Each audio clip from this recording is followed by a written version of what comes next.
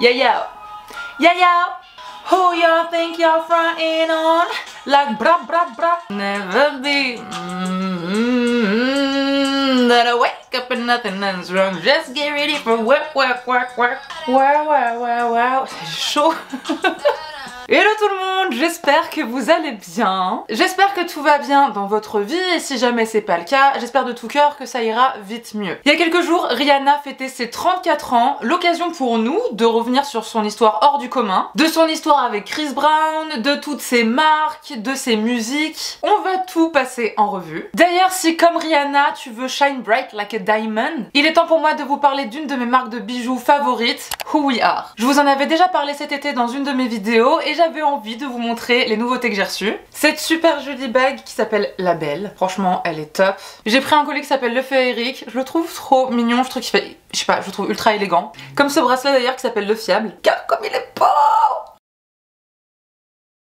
Et ça c'est les boucles d'oreilles les bienveillantes, j'ai la bague d'oreille illuminée, mais depuis que je l'ai achetée elle est en rupture de stock. Victime de son succès les gars. Mais il y en a vraiment d'autres qui sont top, j'en avais déjà pris une autre avant parce que je suis fan des bagues d'oreilles. Mais ils ont plein d'autres modèles comme la rétro qui sont super jolies aussi. Je suis trop contente, je les adore, je les trouve ultra jolies. Et en plus ils sont plaqués hors 18 carats, donc c'est fait pour durer. Je vais vous montrer mes bijoux de cet été, genre ils ont pas bougé alors que j'ai fait que les porter, prendre ma douche avec, ce que vous voulez. Ils résistent à l'eau et au savon, donc pas besoin de les retirer pour quoi que ce soit. Malgré son petit nom anglais, c'est une marque française. Et si jamais tu me regardes de loin, pas de panique, ils livrent partout dans le monde. Et avec mon code Marianne15, tu auras droit à moins 15% sur ta commande, donc c'est plutôt cool. Malheureusement mon code ne sera pas valable sur la dernière collection, mais sur tous les autres modèles, donc faites-vous plaisir quoi. En plus de te faire plaisir à toi ou à l'un de tes proches, hein, faut pas être égoïste, tu feras un beau geste car Rouillard reverse 50 centimes sur chaque vente à l'une de leurs associations partenaires. C'est à toi de choisir entre la Ligue contre le cancer, la SPA et Envol Vert pour la reforestation et la biodiversité. Personnellement j'adore leur style de bijoux, je les trouve ultra agréables à porter, genre je les sens jamais. Je vous invite à visiter leur site ou leur Insta pour vous faire une idée, en tout cas je vous laisse tous les détails en description.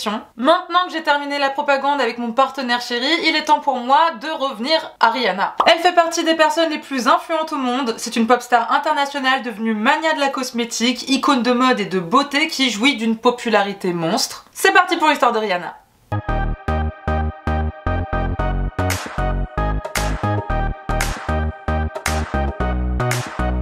Robyn Rihanna Fenty est née le 20 février 1988 à la Barbade, un état insulaire dans les Caraïbes. Elle a deux petits frères, Rory et Rajad, avec qui elle est très proche, ainsi que des demi-frères et des demi-sœurs du côté de son père. Elle a des origines guyanaises de sa mère, Monica Braithwaite, qui est comptable, ainsi que barbadienne, irlandaise, écossaise et anglaise du côté de son père, Ronald Fenty. Ce dernier travaille entre autres dans un entrepôt et vend également des vêtements sur le marché accompagné de sa fille Robyn. C'est donc une enfance assez modeste, surtout qu'elle est malheureusement marquée par les problèmes d'addiction de son père, qui boit beaucoup d'alcool et fume du crack. Et en plus de ça, la petite Robyn assiste à beaucoup de scènes violentes. C'est dans les habitudes de Ronald Fenty de frapper sa femme. C'est un homme très violent. Robyn vivait dans un climat de peur, elle avait peur de s'endormir le soir et que son père se mette à frapper sa mère. Et il lui est arrivé de nombreuses fois d'essayer de s'interposer entre ses deux parents, en frappant les jambes de son père en le suppliant d'arrêter, ou encore en cassant quelque chose pour que le bruit les interpelle et que son père cesse. Enfant, elle souffre d'intenses maux de tête qui la conduisent à passer régulièrement des IRM car les médecins soupçonnent carrément une tumeur. Mais heureusement ce n'est pas le cas et bizarrement après le divorce de ses parents à l'âge de 14 ans, sa santé s'améliore et les migraines cessent. Robyn est très fière de son île de la Barbade et se considère chanceuse de grandir dans un cadre paradisiaque. Elle adore la musique et le chant, elle chante tout le temps. Et à la maison, ça écoute beaucoup de reggae. Parmi ses idoles, on peut compter Bob Marley, Madonna, Whitney Houston, Janet Jackson ou encore Mariah Carey. Dans son attitude, Robyn, c'est un petit garçon manqué. Elle prend l'école au sérieux, vu que toute sa famille prend l'école au sérieux, vu que toute sa famille doit voir son bulletin de notes. Les oncles, les tantes, les cousins, tout ce que tu veux, tout le monde est au courant. Donc ça met une petite pression quand même. Dû au métissage de son père, il arrive que certains enfants se moquent de Robyn parce qu'elle a le teint plus clair que les autres. Elle a pour rêve de devenir chanteuse dès sa majorité. Mais lorsque l'on vit sur une île de seulement 250 000 habitants et loin des États-Unis, cela paraît impossible. Heureusement pour elle, tout va changer en décembre 2003. À 15 ans, elle forme un groupe avec deux copines de classe, participe à des concours de chant, des concours de beauté, elle remporte également un.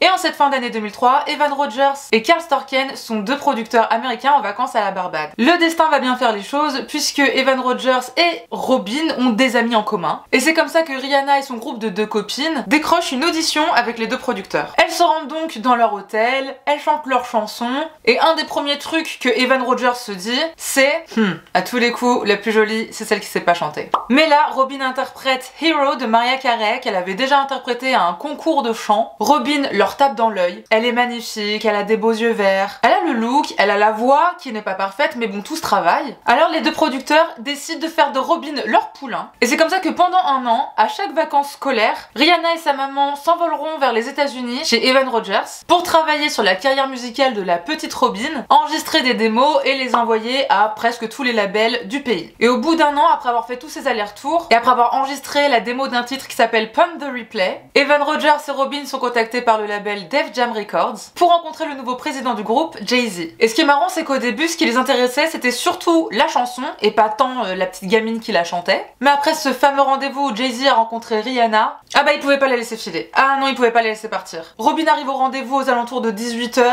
et elle signa un contrat pour 6 albums vers 3 h du matin. Donc c'est quand même ouf, il décide que son nom de scène soit son deuxième prénom, donc Rihanna. Et c'est comme ça qu'elle réalise son rêve de gosse de devenir chanteuse. Comme beaucoup d'artistes, c'est une industry plant, donc une artiste un peu formatée, créée de toutes pièces. Parce que l'équipe marketing derrière elle avait une idée bien précise de ce qu'ils souhaitaient qu'elle soit. Rihanna raconte qu'elle se sentait très protégée, trop dirigée, alors qu'elle-même, à un si jeune âge, elle savait même pas qui elle était vraiment. Mais bon, ce qu'elle veut, elle s'est réalisé son rêve, c'est d'être chanteuse, et au moment où elle vit tout ça, ça lui pose pas vraiment de problème, pour l'instant. En août 2005 sort donc son tout premier album, Music of the Sun, qui se place quand même à la 10e place du Billboard 200. Et Jay-Z et Evan Rogers avaient vu juste avec le single Pump the Replay parce qu'il se place direct à la 2e place du Billboard. Et clairement, Rihanna, elle est dans la machine, chaque année, elle sortira un album. Donc en 2006, c'est A Girl Like Me avec les singles SOS, Unfaithful, Rewrite ou encore Break It Off. Et l'album se vend tout de même à plus de 3 millions d'exemplaires à travers le monde. Même si ces deux premiers albums sont à chaque fois rentrés dans le top 10 des meilleures ventes, c'est son 3e album, Good Girl Gone Bad, qui va propulser Rihanna au rang d'icône. Le single Umbrella est numéro 1 au Billboard et le titre lui vaudra même son tout premier Grammy. Elle n'a que 20 ans. Good Girl Gone Bad devient carrément le 2e album le plus vendu aux États-Unis en 2008. S'en suivent les singles Shut Up and Drive, Don't Stop the Music, Hate It That I Love You avec Ne-Yo, et en novembre 2008 sort Rehab. C'était une autre époque. Ne-Yo, il est où? T'es où? Tu manques?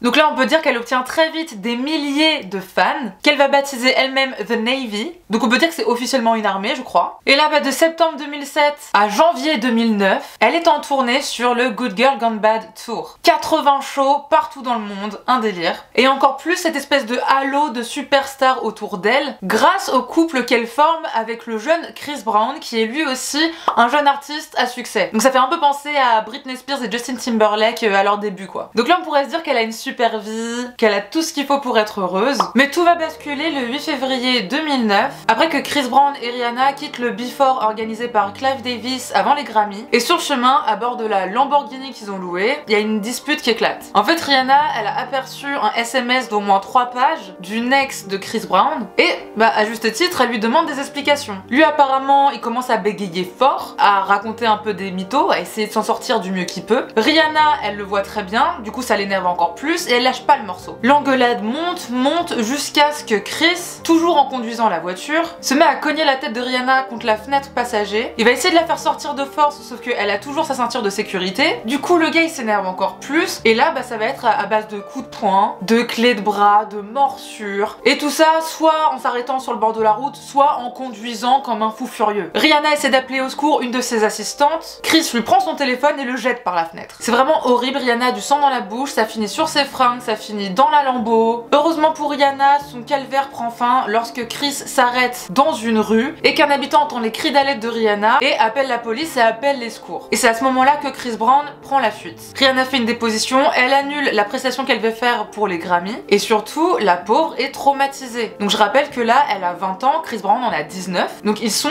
très jeunes. Une policière fait fuiter le cliché de Rihanna pris lors de sa déposition, où on peut voir son visage tuméfié avec des bleus. Le lendemain, Chris Brown y se rend au commissariat, puis il sort en payant une caution de 50 000 $. Mais apparemment, c'était pas la première fois que de violentes disputes éclataient entre les deux jeunes stars. Apparemment, Chris avait déjà éclaté le pare-brise du 4x4 de Riri, ou lors d'une autre engueulade avait pu la bousculer contre un mur. We would fight each other, she would hit me, I would hit her. But it never was okay. It was always a point to when we talk about it, like, yo, what the fuck are we doing?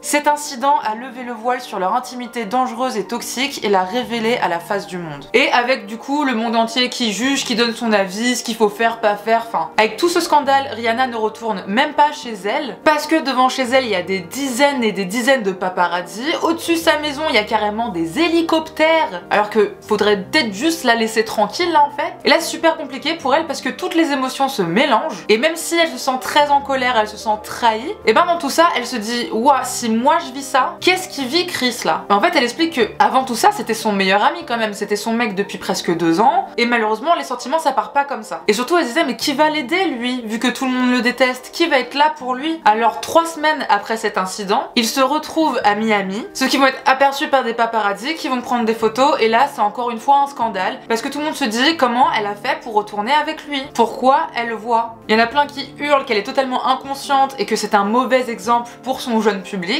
De son côté, Chris Brown sera condamné à 6 mois de travaux d'intérêt général, 5 ans de sursis et d'1 an de thérapie centrée sur la violence domestique. Et donc, comme moyen de défense, Rihanna, elle utilisa le déni et l'isolement. Elle a tout fait pour passer à autre chose et oublier le plus vite cette histoire, ce qui est compréhensible. Elle en parlait à personne, à aucun de ses proches, et elle a passé des jours et des jours à juste rester enfermée devant la télé. Mais tout ce chaos l'amène à ressentir de l'empathie envers son agresseur. Mais comme on dit, un grand pouvoir implique de grandes responsabilités et son rôle de pop star internationale peut malgré elle influencer une ou plusieurs victimes de violence à retourner avec leur agresseur. Et qu'en général, si quelqu'un est violent avec toi, il continuera. Au final, la pression médiatique, mais surtout la rancœur éprouvée par Rihanna auront raison de leur relation, et cet incident met un terme à leur idylle destructrice. Après sa période d'isolement, Rihanna, pour aller mieux, retourne bosser, sauf que cette fois, elle a envie de chanter ce qu'elle vit, ce qu'elle ressent vraiment, elle a plus envie de chanter ce qu'écrivent les autres, et donc pendant plusieurs mois, elle va enregistrer son album Rated R, qui sera beaucoup plus sombre, mais plus authentique. Quelques mois plus tard, en mai, elle fricote avec un jeune rappeur qui s'appelle Drake, on entendra parler de lui un peu plus tard. En tout cas, à cette période, Riri veut tout faire pour qu'on oublie son statut de victime, elle adopte un look de femme fatale et de dominatrice. En septembre, sort son album avec les singles Ti Amo, Russian Roulette ou encore Rockstar 101, mais surtout Rude Boy qui deviendra rapidement numéro 1 des charts.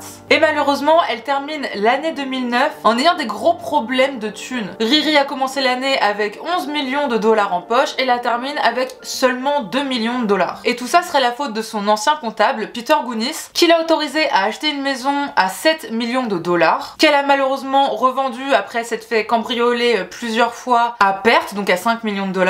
Ensuite, ce même Peter Gounis et ce même cabinet de comptabilité ne l'aurait pas prévenu que sa tournée Last Girl on Earth Tour était également dans le rouge. Ce qui va pousser Rihanna plus tard, donc en 2012, à engager des poursuites. Le comptable lui dira qu'elle est dans le rouge parce que elle sait juste pas gérer son argent. L'histoire se terminera avec un arrangement et son ancien comptable lui versera la somme de 10 millions de $.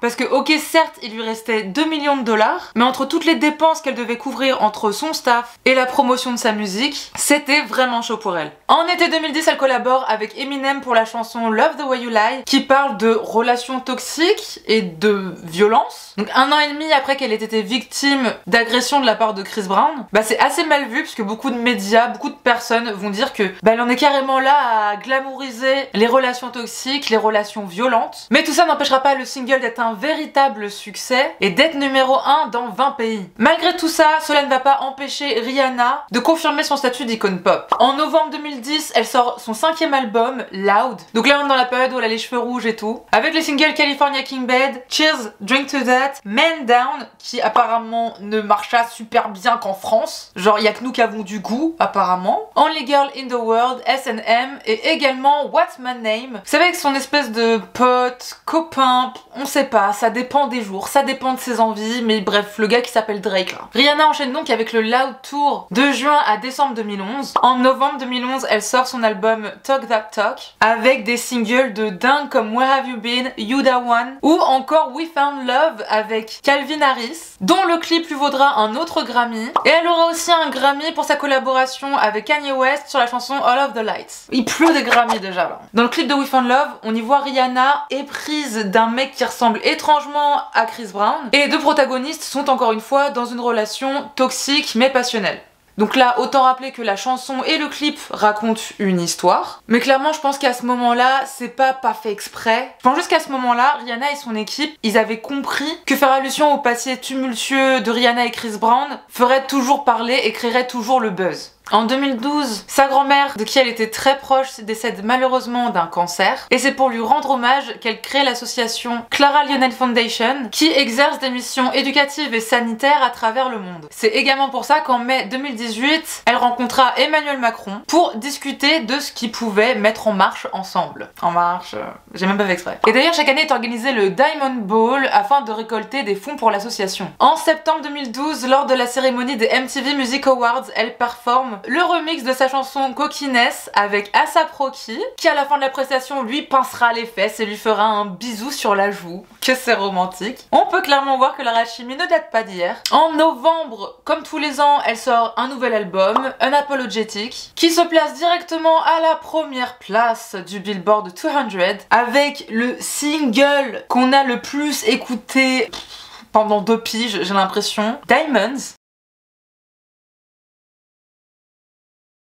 Mais également Pour It Up et, oh surprise, oh malheur, Nobody's Business en featuring avec Chris Brown. Pourquoi je l'ai dit à l'américaine alors que tout à l'heure je dis Chris Brown? Bon c'est pas grave. Avec Chris Brown. Leur manière à eux d'officialiser leur remise en couple. Heureusement, seulement pour quelques mois, ils rompront en mars 2013, mais en effet, comme le titre de la chanson l'indique, cela ne nous regarde pas.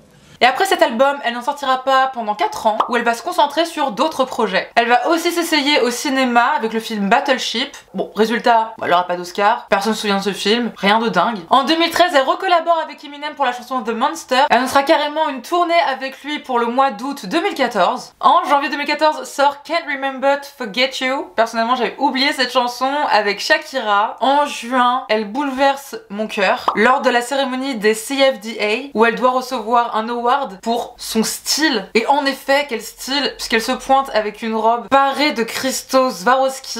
Yes, I am. Why, my bother you? They're covered in Swarovski crystals, girl. Dans un coin de ma tête, il y a ce moment. Et comme on dit, il paie pas le loyer. Hein. Et comme elle a trop de style, bah forcément, elle devient directrice artistique de Puma. C'est un immense succès, hein, parce que bon bah Rihanna, elle est bankable, tout le monde la kiffe, elle est trop belle, elle est trop stylée. En même temps, c'est Rihanna, tu vois. Elle sortira la Creeper l'année suivante, qui fut en rupture de stock 3 heures après l'ouverture des préventes. En janvier 2015, elle sort le single 4-5 Seconds avec Kanye West et Paul McCartney. Elle sort son 5e parfum, Riri, et il y en a d'autres qui suivront. En mars 2015, elle fait 3 chansons pour la BO du film d'animation En Route, où elle doublera même un personnage principal. Donc elle bosse beaucoup. Encore une fois, Rihanna bosse beaucoup. Je crois elle fait que ça, mais pas que ça en fait. Pas que ça. Non, elle sait s'amuser aussi. Et en 2015, elle s'amuse. Elle fréquente Karim Benzema, Lewis Hamilton ou encore Travis Scott. Et à un moment, j'ai rigolé parce que dans une interview, elle dit quand même qu'elle aime bien s'entourer des gens qui aiment mettre la foule en délire, tu vois. Et oh mon dieu, ce que cette interview a mal vieilli. Elle crée une nouvelle fois l'événement avec une robe, et celle-là, on voit même pas ses tétons. Avec une robe jaune signée Guopé lors du Met Gala. Toujours en 2015, elle devient la première égérie noire Dior. Ils ont attendu 2015 et Rihanna pour faire ça, mais c'est pas grave. Et début 2016, elle se met officiellement en couple avec Drake. Il a ramé, mais il a réussi, ok?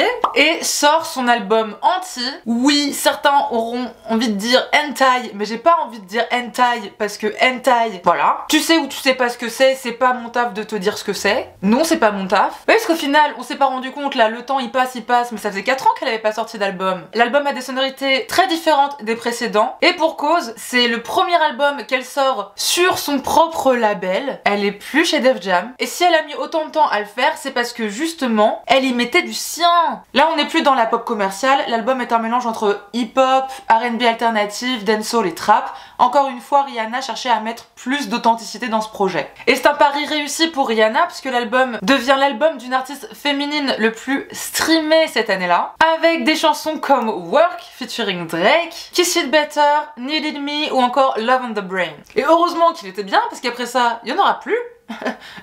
Elle va également sortir la chanson Sledgehammer pour la BO du film Star Trek. Pour mon plus grand plaisir, recollabore avec Calvin Harris pour This Is What You Came For. Elle va encore une fois s'imposer en tant qu'icône mode parce qu'elle sort lors de la Fashion Week de New York sa première collection de fringues Fenty X Puma. Et est-ce que je dois préciser que c'est un succès? Bah je le précise, mais t'as capté, tu vois. Mais bon, bah elle termine 2016 en quittant Drake et en même temps on peut pas vraiment la blâmer parce que le gars est gênant, parce que cette même année, après 10 ans de carrière, et quelle carrière, Rihanna doit recevoir le Vanguard Award, ce qui est une récompense de la part d'MTV pour l'ensemble de sa carrière, et donc ce qui devait être un super moment de célébration de sa carrière, de tout ce pourquoi elle a taffé pendant 10 piges, et bon on s'en souvient surtout pour le long discours de Drake, qui lui déclare sa flamme. Je veux dire, elle a même levé les yeux au ciel quand il a dit qu'il était amoureux d'elle depuis qu'il avait 22 ans. C'était un moment gênant, c'était gênant. Ça se voit que Drake il a des cœurs à la place des yeux, Rihanna elle est en mode hey chill, viens juste on s'aime calmement.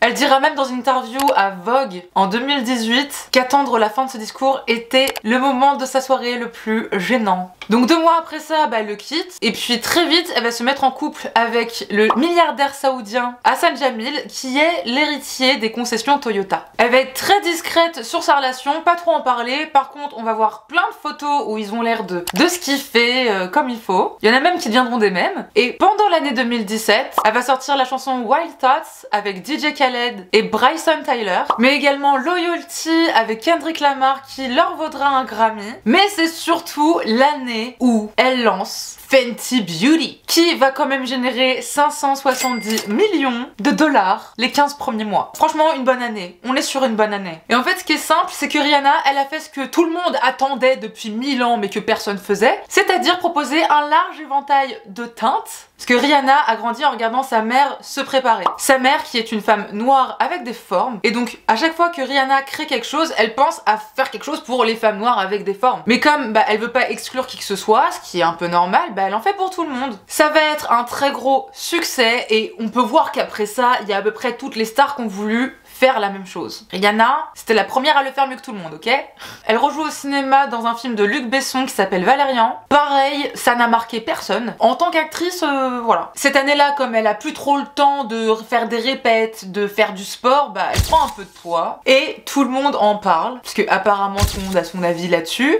Heureusement, Rihanna va y répondre de manière très drôle et très correcte avec un mème. Si tu veux pas de moi lorsque je ressemble à Gucci Mane en 2007, tu me mérites pas lorsque je ressemble à Gucci Mane en 2017. Elle joue également aux côtés de Sandra Bullock dans le film Ocean's 8. En voyant que Fenty Beauty cartonne à ce point, elle enchaîne avec Savage X Fenty, donc une marque de sous-vêtements inclusive, qui reprend les mêmes codes, l'esthétisme de Rihanna. Elle bosse de ouf, rien ne sort tant qu'elle ne l'a pas validé. Et encore une fois, c'est un succès. L'année suivante, elle joue dans un film aux côtés de Childish Gambino, Guava Island. En mai 2009, elle lance Fenty, maison du groupe de luxe français LVMH. Et d'ailleurs, elle fera une nouvelle fois l'histoire en devenant la première femme et la première femme de couleur à développer une marque originale LVMH. Ça se terminera en janvier 2020 entre elle et son milliardaire, mais juste après ça, elle se mettra avec A$AP Rocky. Donc est-ce que c'est pas un mal pour un bien? Je pense que oui, parce qu'ils sont quand même ultra stylés, ils sont trop classe, ils ont trop de style, ils sont trop beaux. Parce que je suis une fangirl, oui. En mars 2020, incroyable mais vrai, mais elle est en featuring sur la chanson Believe de Party Next Door. Oui, elle fait encore de la musique, de temps en temps. En juillet 2020,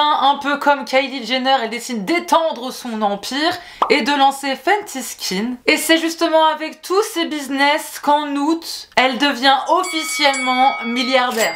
Voilà. L'année dernière, elle a arrêté les poursuites qu'elle avait engagées contre son père, mais je vous en ai déjà parlé en détail dans ma vidéo sur les trahisons de stars. En novembre 2021, il y a des rumeurs qui circulent comme quoi elle serait enceinte, après qu'on l'ait vue lors de la cérémonie où elle a été élevée au rang de héros national de la Barbade lors de la proclamation de la République du pays. Elle était déjà ambassadrice du pays depuis 2018. Et donc c'est génial parce que Riri, elle rentre dans le club des milliardaires et bon bah il y a très peu de femmes noires qui sont milliardaires, mais en général ce qu'on dit c'est c'est que personne ne devient milliardaire sans avoir un peu bousillé la vie de quelques personnes au passage. Parce que oui, ce qui l'a fait monter au rang de milliardaire, c'est ses business, notamment son business de sous-vêtements, la Savage X Fenty. Mais le business model de l'entreprise, il est pas ouf.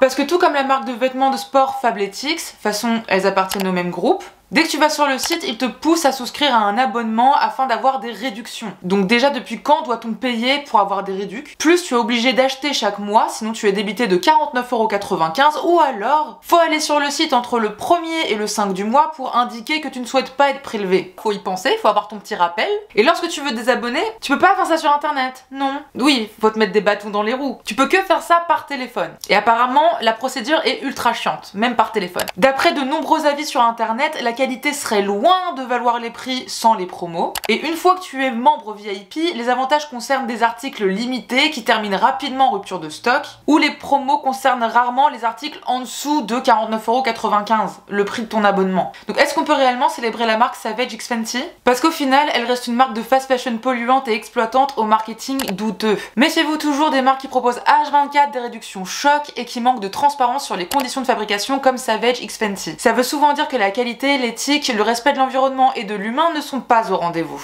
Parce que en vrai, qui a besoin d'acheter tous les mois des sous-vêtements? Vraiment? L'industrie de la mode, c'est une des industries qui pollue le plus au monde, donc je te laisse même pas imaginer si en plus tout le monde se met à acheter des sous-vêtements tous les mois.